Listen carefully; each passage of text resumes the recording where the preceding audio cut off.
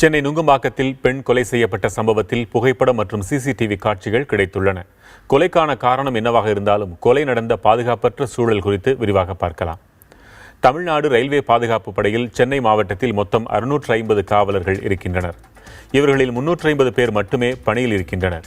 கடந்த 20 ஆண்டுகளாக ரயில்வே காவலர்கள் காலி பணியிடங்கள் நிரப்பப்படவில்லை. இந்த பொறுப்பு தமிழக காவல்துறைக்கே உள்ளது என்றும், ஆனால் இதுவரை காலி பணியிடங்கள் நிரப்பப்படவில்லை என்றும் கூறப்படுகிறது. அனைத்து ரயில் நிலையங்களிலும் சிசிடிவி கேமராக்கள், பெண் பயணிகளின் பாதுகாப்பு குறித்து ரயில்வே பட்ஜெட்டில் விரிவாகவும் பேசப்பட்டது. ஆனால் நடைமுறையில் முக்கிய ரயில் நிலையங்களில் மட்டுமே இந்த முறைகள் பின்பற்றப்படுகின்றன. இதுபோன்ற குற்றச்சம்பவங்களில் போதிய எண்ணிக்கையில் காவலர்கள் இல்லை என்பதே முக்கிய பிரச்சனையாக முன்வைக்கப்படுகிறது. சிசிடிவியை வைப்பதற்கு ரயில்வே துறைக்கு போதிய வருமானம் இல்லாததால் செலவு செய்யப்படுவதில்லை என்றும் ரயில்வே வட்டாரங்கள் விளக்கம் தருகின்றன.